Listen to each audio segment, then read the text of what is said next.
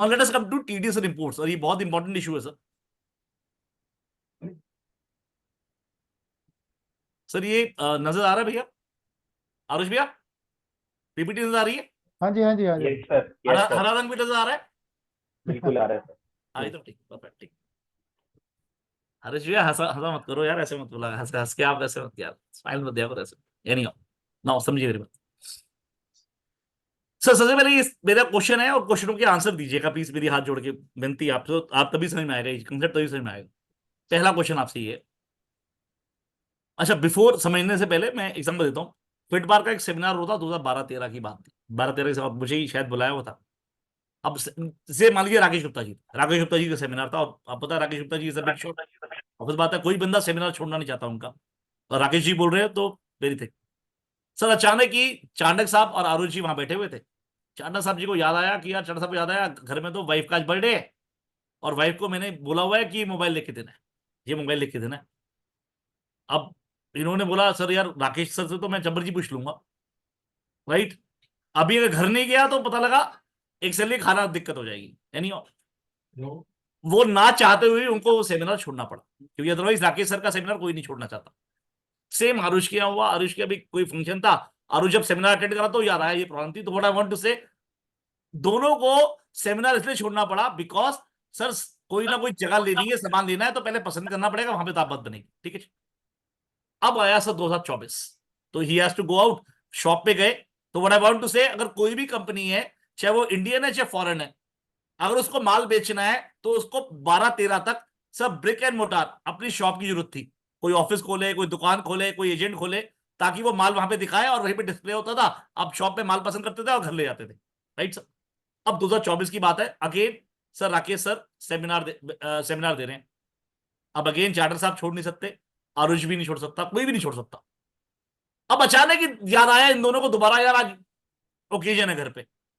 अब हुआ क्या, 2 मिनट का जो ब्रेक हुआ, राइट, 2 मिनट का ब्रेक हुआ, ये बाहर गए, इन्होंने अपना फोन उठाया, फोन से ऑर्डर किया Amazon.com को, उनको उन्होंने बोला भैया मैं इतने बजे पहुंचूंगा, 9 बजे तक ये सामान पहुंच जाना चाहिए, जो प्रीमियम चार्जेस है प्रीमियम चार्जेस भी ओके कर दिए। ऐसे आरुष ने कर दिया, और उसके बाद दोबारा बैठ के सेमिनार में बैठ गए, अब सेमिनार सुन रहे हैं, कहीं कोई दिक्कत नहीं है, तो दोनों काम हो गए।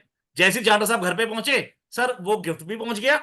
जब ये खाली हाथ गए थे तो मैडम का थोड़ा फेस डिफरेंट था, और जैसे गिफ्ट आया तो फेस डिफरेंट हो गया, दोनों काम हो गए।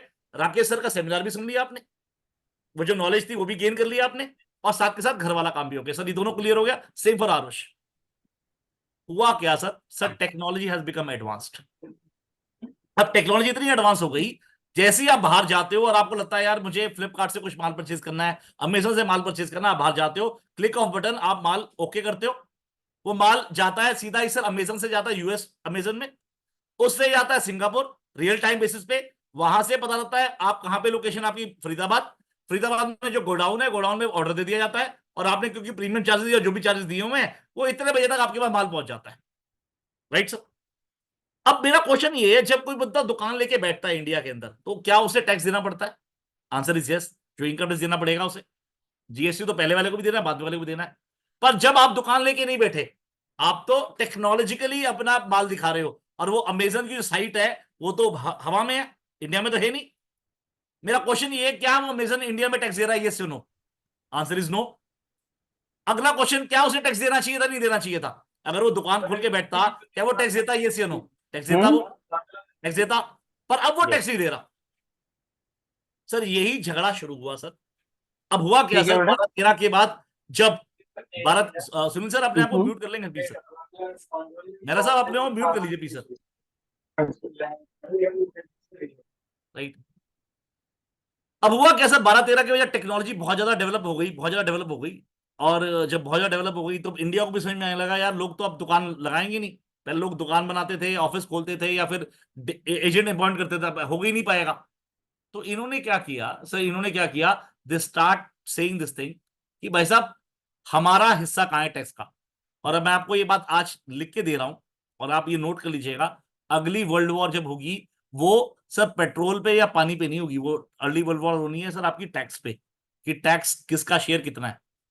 नो, अब जब हम बात करते हैं इन रिलेशन टू दिस, जब इंडिया ने थोड़ी आवाज उठानी शुरू की, तो अफ्रीकन कंट्रीज, एशियन कंट्रीज, उन्होंने भी साथ दिया।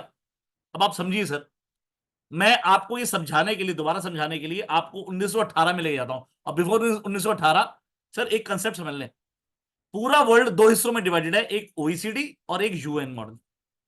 ओईसीडी का मतलब rich countries, USA, UK, European countries, या जितनी भी रिच कंट्रीज हैं वो क्या बोलती हैं, ओईसीडी कंट्री क्या बोलती है, भाई साहब पैसा मेरा, टेक्नोलॉजी मेरी, सारा टैक्स मैं लूंगा।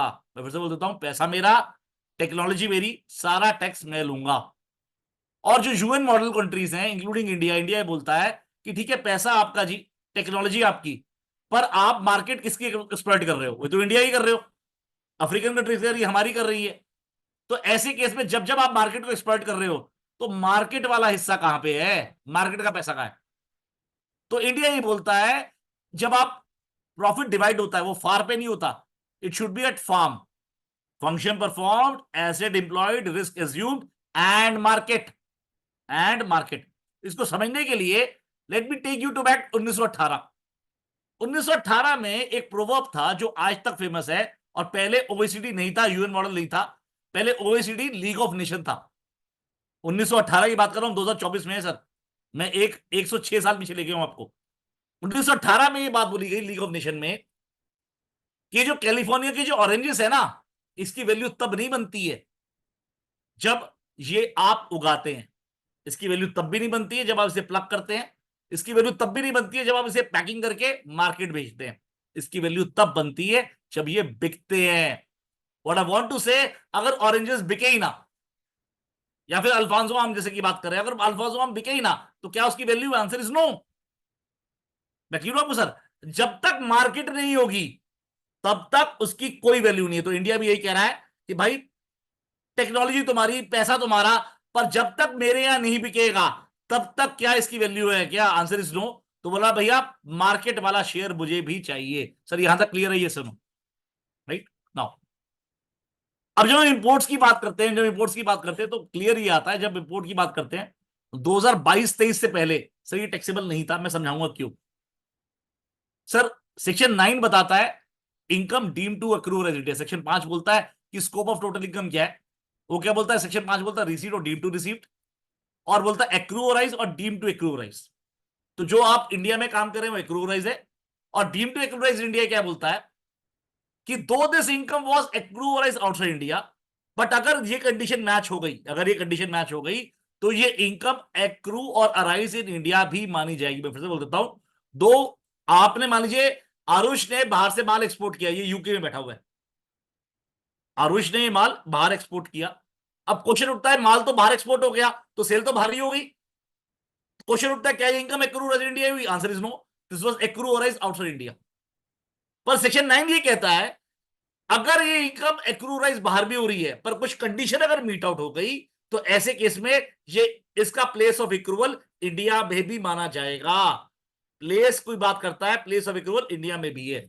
जैसे मैं रॉयल्टी एफटीएस की बात करता हूं, क्या वो यूज इंडिया में हुई है, नहीं हुई है। इंटरेस्ट भी कहता है यूज इंडिया में हुआ है, नहीं हुआ। लेट अस से आपने कोई लोन लिया से ड्यूश बैंक से, जर्मनी से, और जर्मनी से लोन लिया, पर वो लोन को आप इंडिया में यूज कर रहे हैं, आप पेमेंट कर रहे हैं बाहर, तो क्योंकि वो लोन इंडिया में यूज हुआ है, क्योंकि वो इस वजह से इंटरेस्ट की लायबिलिटी बन जाती है। तो यूज कहां पे हुआ है, अगर पेयर इंडिया में, राइट, ये समझ में आ गया। तो होता क्या है जब आप इंपोर्ट की बात करते हैं, इंपोर्ट ऑफ रॉ मटेरियल की बात कर लें या सर्विस की बात कर लें, आज हम सिर्फ इंपोर्ट ऑफ रॉ मटेरियल की बात करेंगे या फिनिश गुड्स की बात करेंगे। तो जब आप इंपोर्ट करते हैं, काइंडली इंपोर्ट करते हैं, तो काइंडली अप्रिशिएट, ऐसे केस के अंदर जब इंपोर्ट करते हैं तो ऐसे केस में ये इनकम टैक्सेबल होती है बिजनेस इनकम की तरह। और अभी तक 2022-23 तक हम ये पढ़ते आए हैं कि अगर मैं एक्ट में रहूं तो बिजनेस करेक्शन, और अगर ट्रीटी में जाऊं तो सर आपका परमानेंट एस्टेब्लिशमेंट। फिर से बोल देता हूं सर, अगर मैं एक्ट में हूं तो बिजनेस करेक्शन, और अगर मान लीजिए मैं ट्रीटी में हूं तो पी की बात करता है। अगर मैं बात करूं बिजनेस कनेक्शन की बात, तो आपको एक जजमेंट याद कराऊंगा sir, sir RD Agarwal 65 ITR. अभी मैं इन स्लाइड्स पे भी आऊंगा, चिंता ना करें, इस पे थोड़ा सा पीछे लेके जा रहा हूं आपको। 65 आईटीआर क्या बोलता है सर, एक मिनट रुकिए।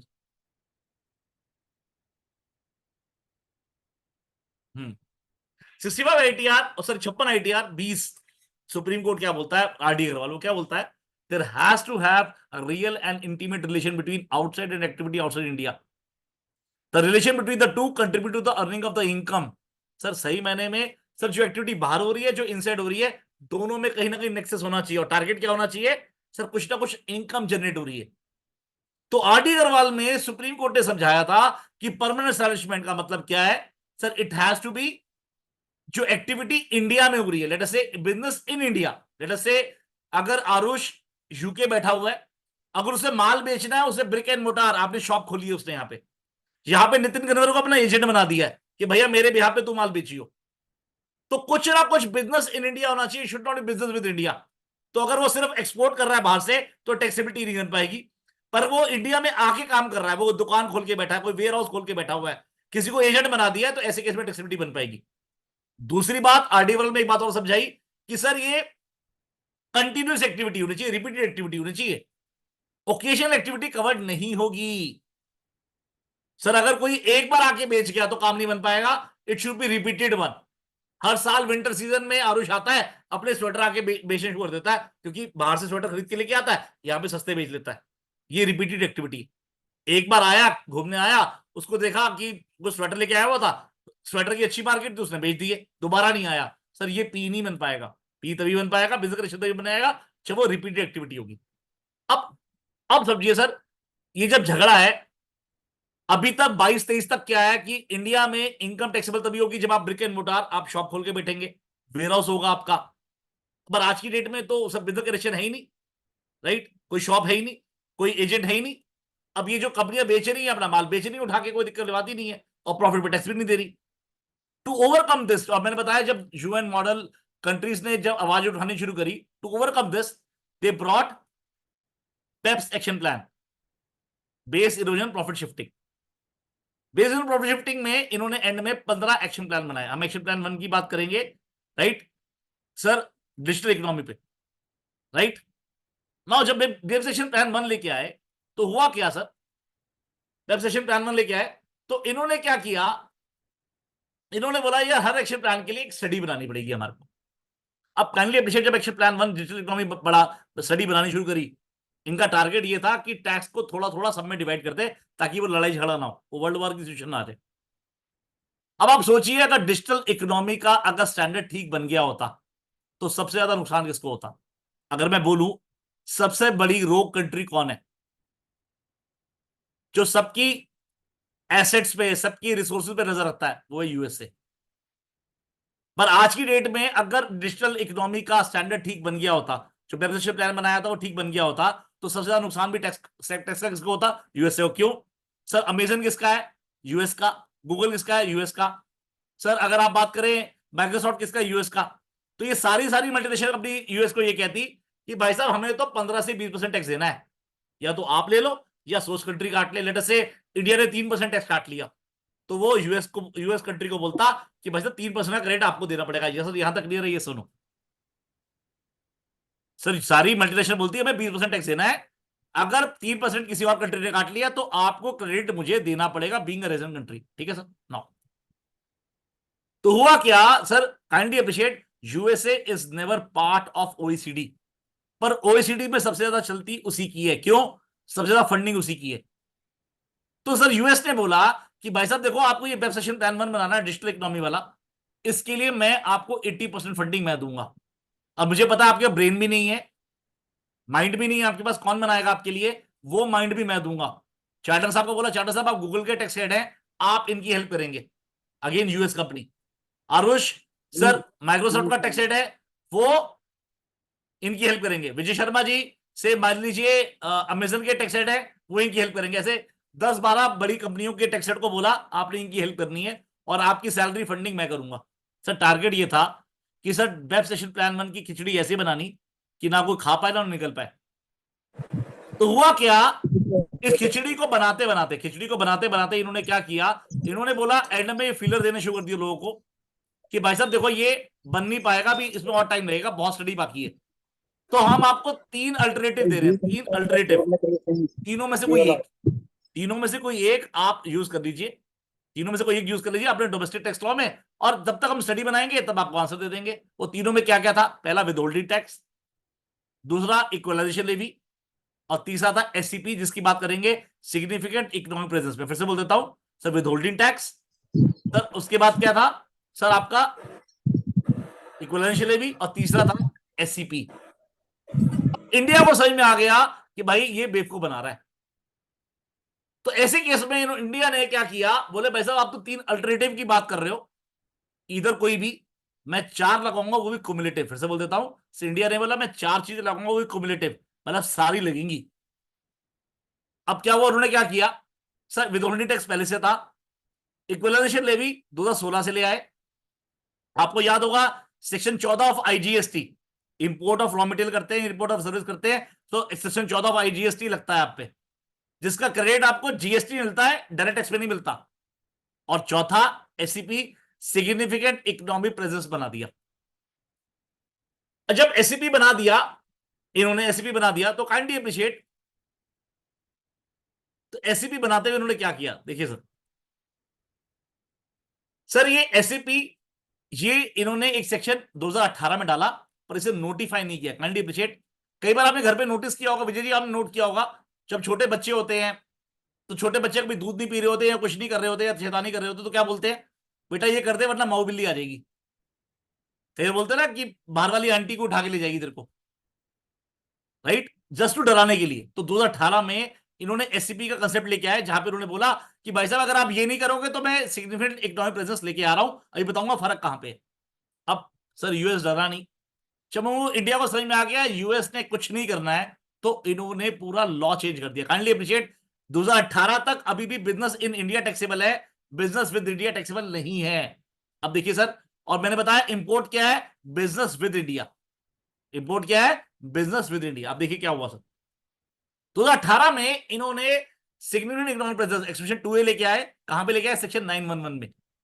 अब क्योंकि उसमें क्या लिखा, मैंने बताया बिजनेस इनकम तभी टैक्सेबल हो पाएगी जब बिजनेस कनेक्शन इंडिया में टैक्सेबल होगा। अब उन्होंने क्या लिखा, for the removal of doubts it has here bye declared that, kindly appreciate word, यहां पे डिक्लेयर्ड लिखा हुआ है और पहले लिखा हुआ था क्लैरिफाइड।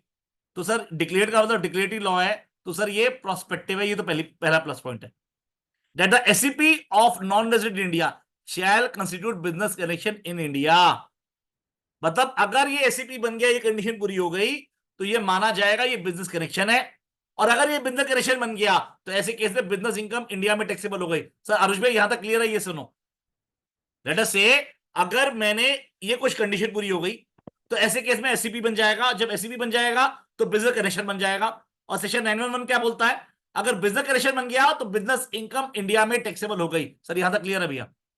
बिल्कुल सर। ठीक है भैया। अब आगे बोलता है SCP for this purpose shall mean, मतलब मीन का मतलब एग्जॉस्टिव डेफिनेशन है सर, इंक्लूसिव डेफिनेशन नहीं है। वो क्या बोलता है, ट्रांजेक्शन इन रिस्पेक्ट ऑफ, पहले बताओ ट्रांजेक्शन होना चाहिए और वर्ड लिखा हुआ इन रिस्पेक्ट ऑफ।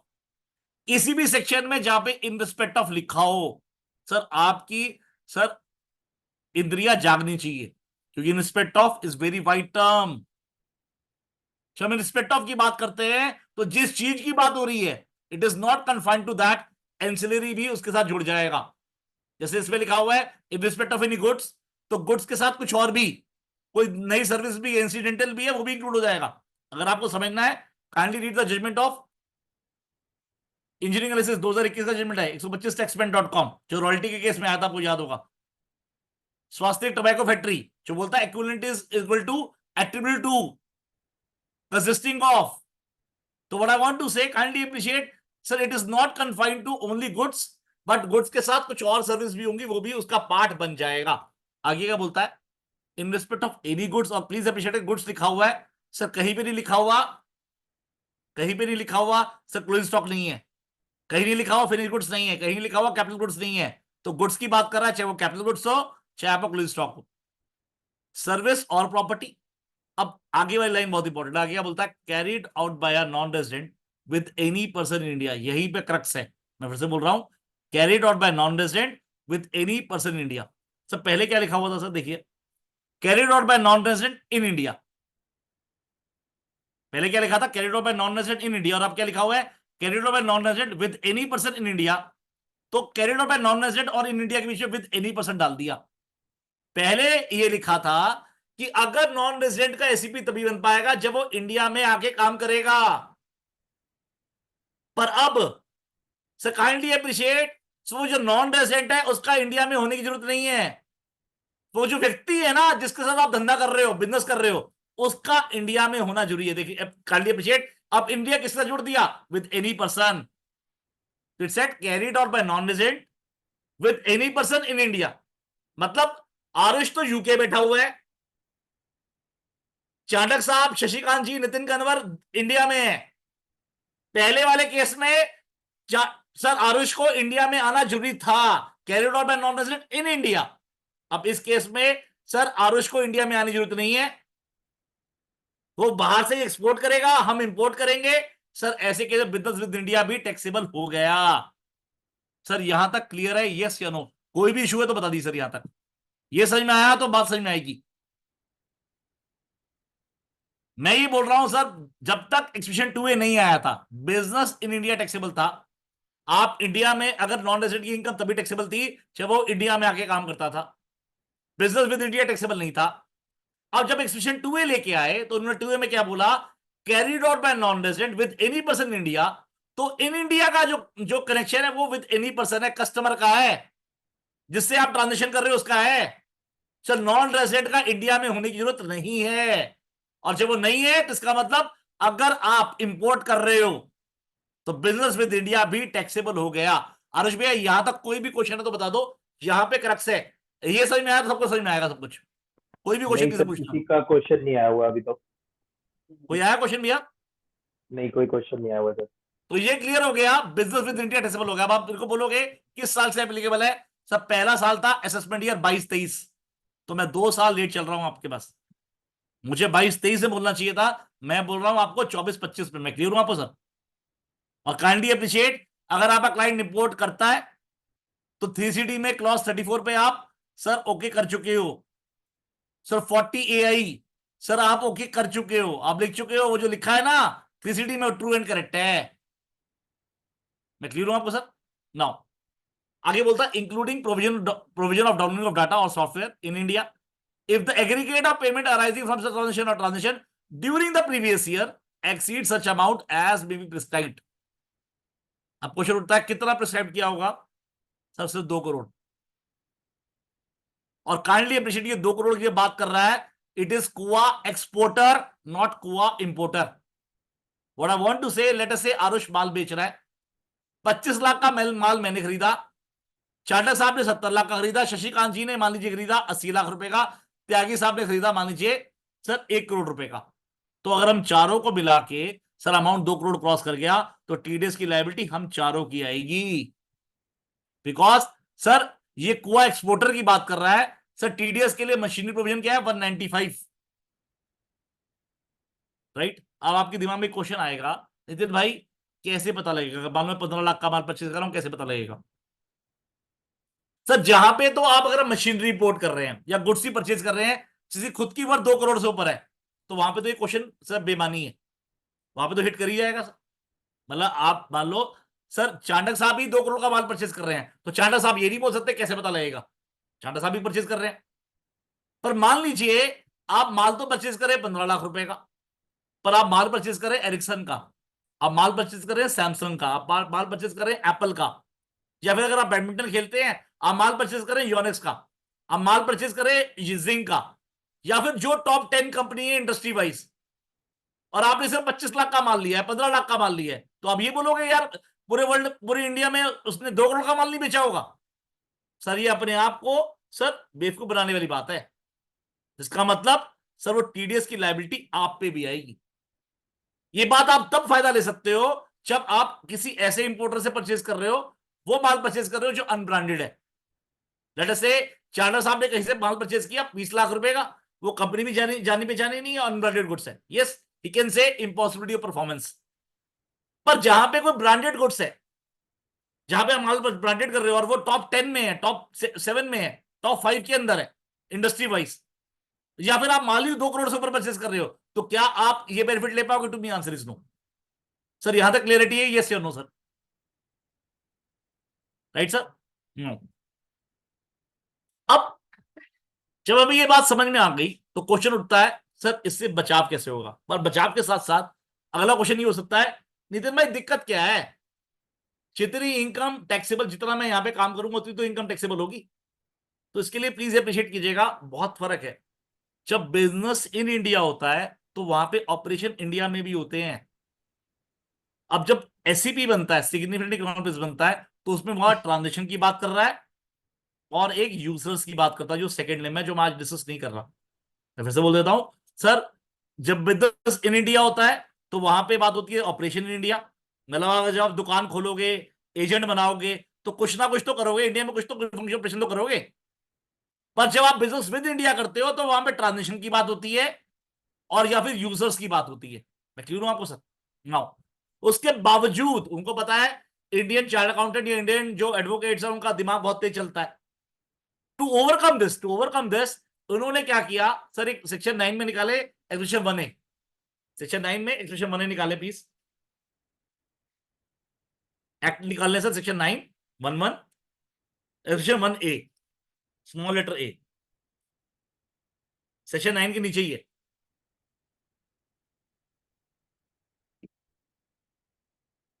तो पहले जैसे मैं पढ़ूंगा वैसे पढ़ना है, उसके बाद फिर चेंज करके पढ़ूंगा सर। सब पहले ये सेक्शन क्या था, प्री अमेंडेड क्या था, प्री अमेंडेड क्या था? For the purpose of this clause expression 1A बोल रहा हूं sir, in the case of business of which all the operations are not carried out in India, जहां पे सारे ऑपरेशन इंडिया में नहीं होते, the income of the business deemed under this clause to accrue as in India shall be only such part of the income as is reasonably attributable to the operation carried out in India। तो जो operation India में हो रहा है उतनी income India में taxable होगी, जहां पे सारे ऑपरेशन इंडिया में नहीं होते। अब उनको पता है Indian advocates, Indian chartered accountant का दिमाग बहुत तेज चलता है। उन्होंने बोला यार कल को ये ट्रांजेक्शन को ऑपरेशन में ना डाल दें, तो इन्होंने क्या किया, 43BH की तरह प्रोविजन में डाला था ना sir, other than clause H. यहां पे क्या लिखा, in the case of business other than business having business connection India on account of SCP, मतलब एक्सप्रेशन 1A इसमें नहीं लग पाएगा। जो एक्सप्रेशन 1A बोल रहा था कि भैया सिर्फ जितना ऑपरेशन इंडिया में हुआ है वही टैक्सेबल होगा, उससे एक्सप्रेशन 1A को एक्सक्लूड कर दिया है, एससीपी को। अब जब एक्सक्लूड कर दिया है तो if you read expression 2A read with expression 3A, तो लिटरल इंटरप्रिटेशन क्या है, जो मेरा खुद का मानना है एब्सर्ड है। लेट अस से आरुष माल बेच रहा है इंडिया में, वर्ल्ड में बेचता है 10,000 करोड़ रुपए का, उसका प्रॉफिट मार्जिन है 20%। 10,000 करोड़ का माल बेच रहा है, 20% प्रॉफिट है।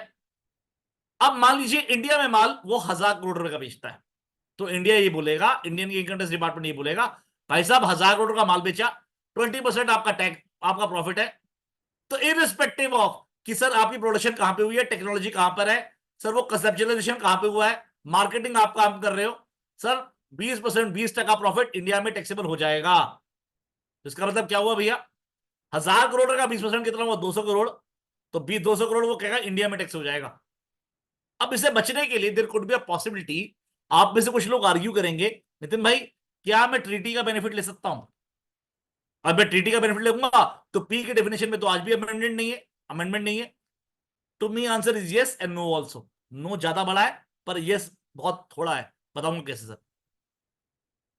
अगर आप ऑल ओवर द वर्ल्ड की बात करें, पूरा वर्ल्ड सर 195 जुडिशन में डिवाइडेड है, 195 कंट्रीज हैं अलग अलग।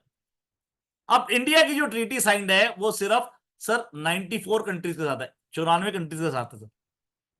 अब 94 में से काइंडली अप्रिशिएट, पहली बात तो ये पता आपको लग गई, 195 में से अगर 94 है तो अगर 101 कंट्री से डील कर रहे हो तो सर टीआरसी का बेनिफिट मिल नहीं पाएगा, राइट सर? आप टीआरसी ले भी लेंगे, ट्रीटी है ही नहीं तो पढ़ूंगा क्या? Clear sir?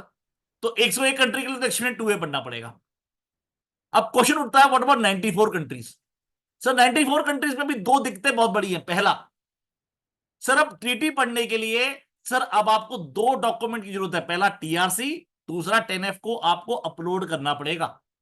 और 1 अक्टूबर के बाद आपको 10F अगर आपने अपलोड नहीं किया, sorry you can't take the benefit of TRC even.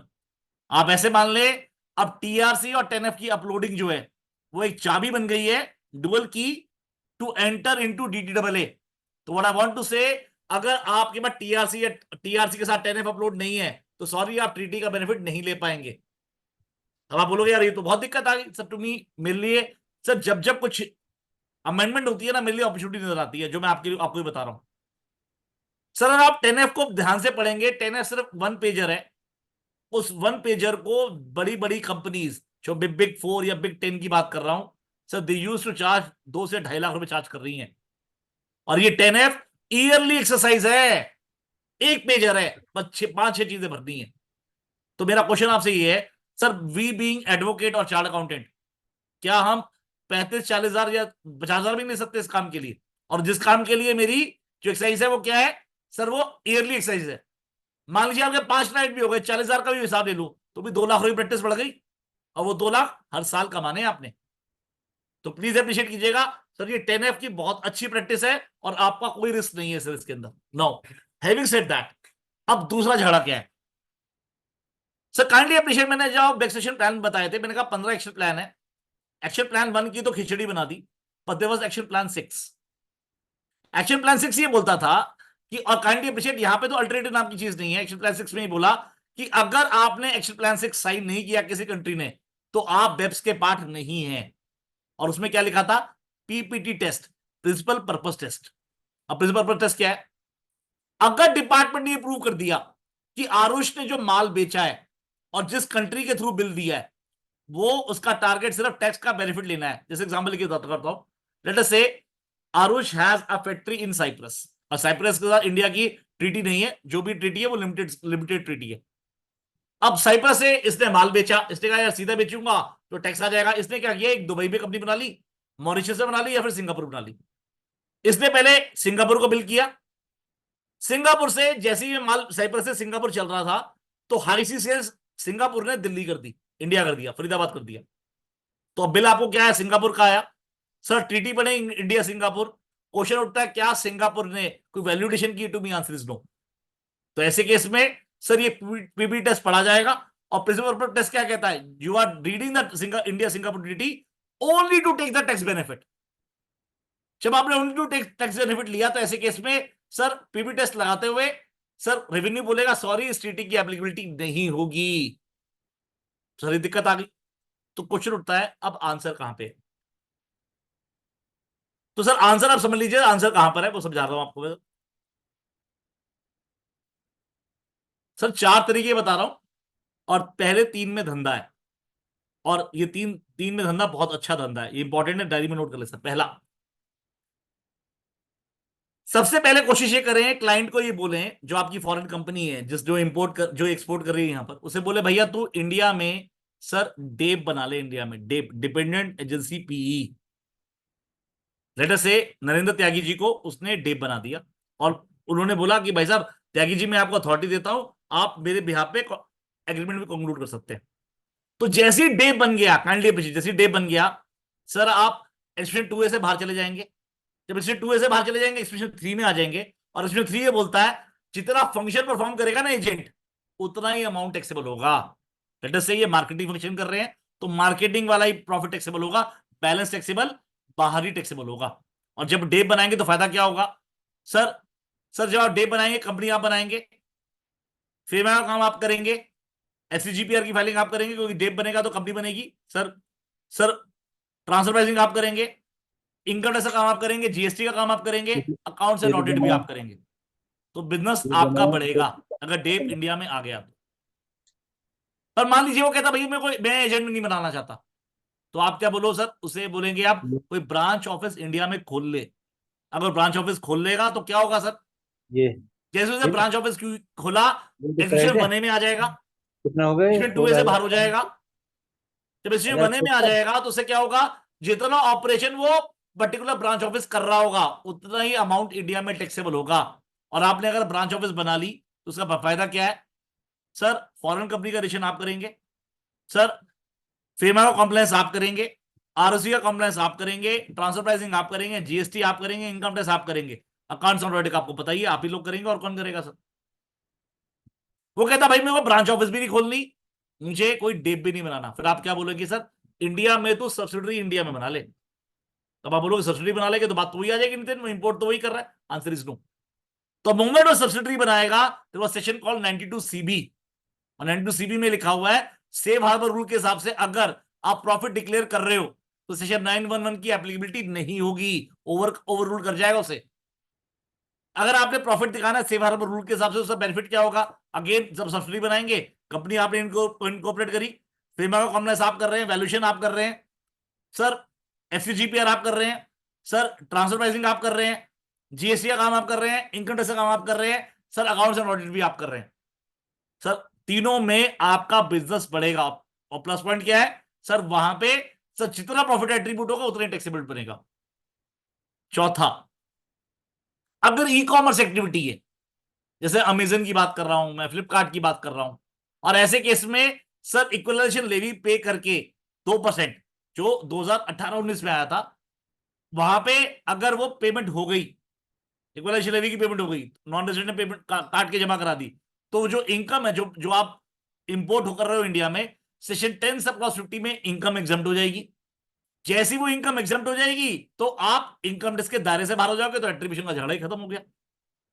तो मैंने आपको 4 तरीके बता दिए सर आपको। पहला सर डेप, दूसरा मैंने बताया सर आपको ब्रांच, तीसरा मैंने बोला सब्सिडरी, और चौथा बोला sir equalisation levy read with section 10 sub clause 50।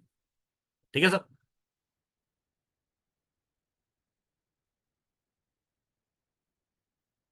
बताइए सर। भैया कोई इशू है तो वो ले लीजिए, फिर कोई और आपको लगेगा कुछ और बोल रहा है मैं कुछ और बोल दूंगा, मुझे कोई दिक्कत नहीं है, मैं तो इश्यूज बहुत सारे सर एक समीर माथुर जी का क्वेश्चन है sir, TRC has all info, 10F is not required. अच्छा, उन्होंने वो आंसर करा। जी भैया क्या करें वो। समीर माथुर जी ने 10F इज नॉट रिक्वायर्ड लिखा है, TRC has all the info.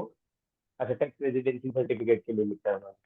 नहीं नहीं भैया, भैया दो चीजें हैं। आप जो बोल रहे हो TRC has all information, kindly appreciate. मैं एक आपको पहले पीपीटी दिखाता हूँ तो आपको समझ में आएगा जो आप बहुत बोल रहे थे, प्लीज अप्रिशिएट कीजिएगा। मैं समझ गया आपकी बात, मेरे को पता था आप हर बंदा क्वेश्चन पूछेगा, मैं पीपीटी बना के लेके आया था भैया सर, सारी ना। और सब में हरा रंग कॉमन है, आपने देखा होगा, नोटिस किया होगा। उन्होंने रूल 21 ए बी भी कुछ हाँ मेंशन वही करा है मैं कह रहा हूँ, समीर माथुर जी ने। मैंने आपको बता रहा हूँ, मैंने हरा रंग कॉमन है वो देखा होगा, आपने नोटिस किया होगा। हाँ जी, वो हाँ साइड चेंज नहीं होती मेरी हद एनी। जी। सर ये 6 चीजें काइंडली अप्रिशिएट, ये 6 चीजें status, pan number, nationality, tax tax identification number, period और एड्रेस। सर पहले क्या था, 2012 से पहले तब टीआरसी का कंसेप्ट इंडिया के लिए नया था, पता ही नहीं था इंडिया को। अब होता था, एग्जांपल बता रहा हूँ, 7 8 9 10 की बात करता हूँ लेटर से। शशिकांत जी मेरे क्लाइंट थे, शशिकांत जी ने मुझे एक बिल दिया से यूएस का, राइट। तो मैंने बोला सर टीटी पड़ी, मैंने कहा सर 20% टैक्स लगेगा, उन्होंने कहा बिल वापस भेज। तो इन्होंने क्या किया, इंडिया दुबई यूएटीटी के हिसाब से मेरे को पीओ बॉक्स दे दिया। मैंने कहा इंडिया यूटीटी पड़ी, तो मैंने कहा एफटीएस तो टैक्सेबल होता नहीं है, तो मैंने बोला भाई देयर इज नो टैक्स। अब इंडिया को समझ में आ गया लोग टीटी शॉपिंग कर रहे हैं इलीगली पीओ बॉक्स से। अब एक्चुअली अगर आप आर्टिकल 1 ऑफ द टीटी पढ़े, वो क्या बोलता है, this TT is applicable to the resident of either of the contracting state, मतलब दो में से किसी एक कंट्री के रेजिडेंट होने चाहिए। अब उसको कैसे चेक करोगे, आपका टीआरसी बताएगा, राइट। अब टीआरसी जब 2012 में कंसेप्ट लेके आया तो लोगों ने ये 6 चीजें, पर इंडिया को समझने में 1 साल लग गया कि भाई ये टीआरसी में जो 6 चीजें आप मांग रहे हैं, status, pan number, nationality, tax rate, tax identification, period और एड्रेस, ये आपका मैंडेट है। Spain government, German government, US government आपके हिसाब से क्यों देगी, वो तो अपने हिसाब से 3 या 4 चीजें देगी। पॉसिबिलिटी है वो पैन नंबर क्यों लिख के देगा आपका, वो एड्रेस क्यों क्या लिख के देगा, वो तो बोल देगा भैया आप यूएस के नेशनल हो और यूएस के टैक्स रेजिडेंट हो, बात खत्म हो गई। अब काइंडली अप्रिशिएट, मैंने आज तक वो टीआरसी देखी जहां पे 6 के 6 चीजें लिखी हुई हैं। तो ऐसे केस में 10F का टारगेट क्या है, 10F का टारगेट ये है कि जो टीआरसी में लिखा हुआ है उसका कोई प्रूफ नहीं चाहिए, बट जो लिखा हुआ है, जो चीज टीआरसी में नहीं लिखी थी, जो 6 रिक्वायरमेंट थी सेक्शन 90(4) की रिक्वायरमेंट के हिसाब से, तो 6 चीजें जो चीज नहीं लिखी है उसको आपको 10F में डालना है, साथ में उसका प्रूफ डालना है। अब हुआ क्या सर, गवर्नमेंट ये चाहती है वो 10F का जो आप डाल रहे हो उसको डिजिटाइज कर दे। एक तो वो मिनट, क्या कर रहे एक थे मिनट सर, सर, राजन भाटिया जी आपका हो माइक गया हो गया ऑन सर, हो रह गया गया। हो गया हो गया हो गया। और उसमें लोग क्या कर रहे थे, लेट अस एग्जांपल लेके बताता हूं आपको मैं। लेट अस से कोई कंपनी इंडिया में इनकॉर्पोरेटेड है, एग्जांपल देके बता रहा हूं, पर उसका कंट्रोल मैनेजमेंट यूएस यूके में है। तो यूके बोलता है जहां पे कंट्रोल मैनेजमेंट हो, इंडिया बोलता है जहां पे कंपनी इनकॉर्पोरेट हुई हो। तो मुझे इंडिया मॉरिशस सिटी पढ़नी थी तो इंडिया मॉरिशस पढ़ लिया, एग्जांपल देके समझा रहा हूं आपको मैं। और यूके यूएस पढ़नी है तो यूके का टीआरसी दे दिया, to catch hold these people. ये तो इंडिया का कंटेक्स्ट है, ऐसी बहुत सारी बाहर भी हो सकता है। जैसे मैं एग्जांपल देता हूं आपको, अगर आप टेक्स 7 पे टाइप करें, आरुष भैया टाइम लगे आपको, तो लिखना Tax 7 by C Nitin number. और मैं ये बात बहुत मतलब कॉन्फिडेंटली बोल रहा हूं, आपका भाई अकेला चार्ट अकाउंटेंट है ऑल ओवर द वर्ल्ड, मैं वर्ल्ड की बात बता रहा हूं आपको, जिसने करीबन 2.25 घंटे एक्स टेम्पो टेक 7 पे बोला हुआ है, और वो वीडियो रिकॉर्डेड है, टेक 7 बाय सी नितिन कन्वर। अब मैंने बताया कि भैया कौन सी कंपनी कौन सी कंट्री कैसे टैक्स की चोरी करती है, right. There was various company, Google वगैरह, कईयों ने तो पूरा पूरा आइलैंड ही गायब कर दिया, टैक्सेशन कहीं नहीं हो रहा। तो what I want to say, India want to catch hold those people. तो इंडिया ने बोला भैया आप 10F आपको अपलोड करना पड़ेगा। अब लेटेस्ट से जब आप 10F अपलोड करोगे, लेटेस्ट पैन नंबर की बात करते हैं, पैन नंबर तो है ही नहीं, उस टीआरसी में लिखा नहीं होगा, कईयों में एड्रेस नहीं होगा। तो सर आपको सर 10F तो फिर भी अपलोड करना ही पड़ेगा, व्हाट आई वांट टू से। मुझे आज तक कोई टीआरसी नजर नहीं आई जहां पे 6 की 6 चीजें थी। अगर आप 6 की चीजें हैं तो यस आप बोल सकते हो, यस आपको तब 10F अपलोड नहीं करना पड़ेगा। अदरवाइज मेरा पर्सनल मानना है, मुझे कोई टीआरसी अभी तक कोई नजर नहीं आया जहां पे 6 की 6 चीजें पूरी है उसके अंदर। इसी से मैंने आपको बताया, आपको सर ना केवल टीआरसी चाहिए बट 10F को भी आप अपलोड करना पड़ेगा आफ्टर 1 ऑफ अक्टूबर।